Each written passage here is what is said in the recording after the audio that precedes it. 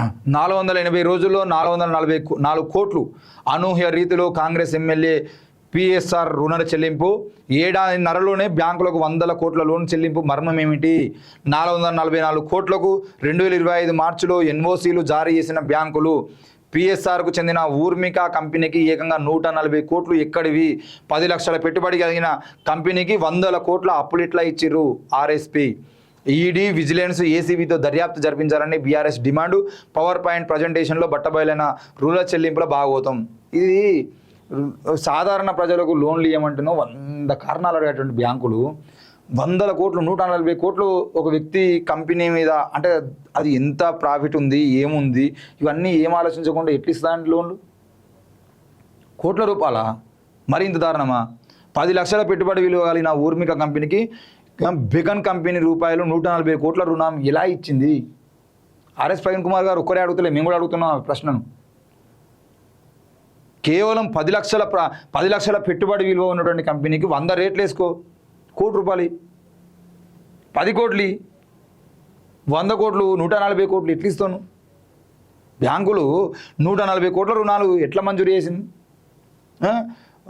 ఎమ్మెల్యేగా గెలిచిన ఏడాదిన్నరలోనే, అంటే 480 రోజుల్లోనే మంచిర్యాల ఎమ్మెల్యే ప్రేమ్ సాగర్ రావు బ్యాంకుల నుంచి తాను తీసుకున్న 444 కోట్ల రూపాయలు అప్పు చెల్లించారు. ఇందులో మర్మం ఏమిటి? ఆ కిటికేమిటి అని బీఆర్ఎస్ ప్రధాన కార్యదర్శి ఆర్ఎస్ ప్రవీణ్ కుమార్ ప్రశ్నించారు. పిఎస్ఆర్ రుణ చెల్లింపుల అంశంపై పలు వివరాలను ఆయన మీడియాకు వెల్లడించారు. పవర్ పాయింట్ ప్రజెంటేషన్ ద్వారా ఆర్ఎస్పీ అందజేసిన ఆధారాల ప్రకారం పిఎస్ఆర్కు చెందిన Sainath estates private limited, Bhagyanagar hotels సంస్థలపై 2010 నుంచి 2013 మధ్యలో 4 బ్యాంకుల నుంచి 444 కోట్ల అప్పు తీసుకొని ఎమ్మెల్యేగా గెలిచిన 2023 డిసెంబర్ 7 నుంచి 2025 మార్చి ఆఖరుకు సరిగ్గా 16 నెలల్లో తిరిగి చెల్లించారు. ఈ మేరకు ఆయా బ్యాంకుల నుంచి అప్పు చెల్లించినట్టు ఎన్ఓసీలు సైతం తీసుకున్నారు. ఈ వివరాలన్నీ మినిస్ట్రీ ఆఫ్ కార్పొరేట్ అఫైర్స్ వెబ్సైట్లో ఉన్నాయి. ఇదే విషయంపై ఎమ్మెల్యే ప్రేమ్ సాగర్ రావు మొన్నటికి మొన్న గాంధీ భవన్లో ప్రెస్ మీట్ నిర్వహించి బీఆర్ఎస్ నాయకులను తిట్టిండు. ఆయన నేను ఏమడుగుతున్నా అంటే, 16 నెలల్లోనే నీకు 444 కోట్ల రూపాయల రుణాలు చెల్లించేటువంటి 2010లో తీసుకున్నటువంటి లోన్లను నువ్వు ఎమ్మెల్యే అయినాక కేవలం 16 నెలలలో 444 కోట్ల రూపాయలు బ్యాంకులకి కట్టినావనంటే నువ్వు ఎంత సంపాదించుకున్నావు? ఇప్పుడు 444 కోట్ల రూపాయలు 16 నెలల్లో నువ్వు తిరిగి చెల్లించగలిగినావనంటే నువ్వు మొత్తానికైతే మళ్ళీ అప్పియేసి కూడా కాదు కదా, మళ్ళా 444 కోట్ల రూపాయలు బ్యాంకులకు రుణాలు చెల్లించి ఎన్ఓసీలు తీసుకున్నాడంటే ప్రేమ్ సాగర్ రావు గారు మంచిర్యాలను అడ్డం పెట్టుకొని ఏం చేసి సంపాదిస్తున్నాడు?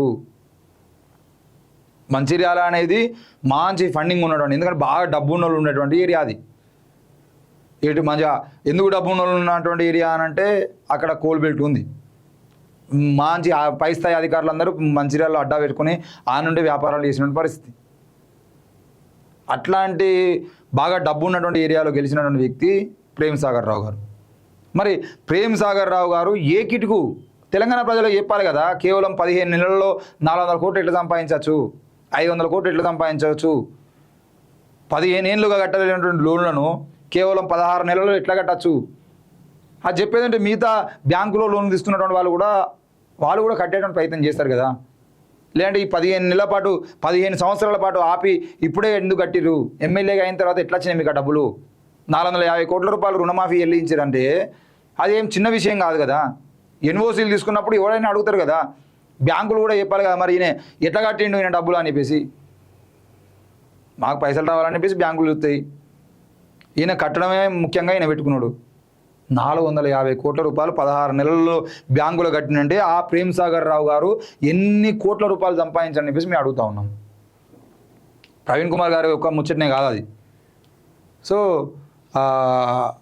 ప్రేమ్ సాగర్ రావు గారు మంచిర్యాల నుండి ఎమ్మెల్యే గెలిచిన తర్వాత 16 నెలల్లో 450 కోట్లు కట్టినంటే ఇప్పుడు ఏ ఎమ్మెల్యే ఎంత సంపాదించుకుంటాడో మనం అర్థం చేసుకోవచ్చు.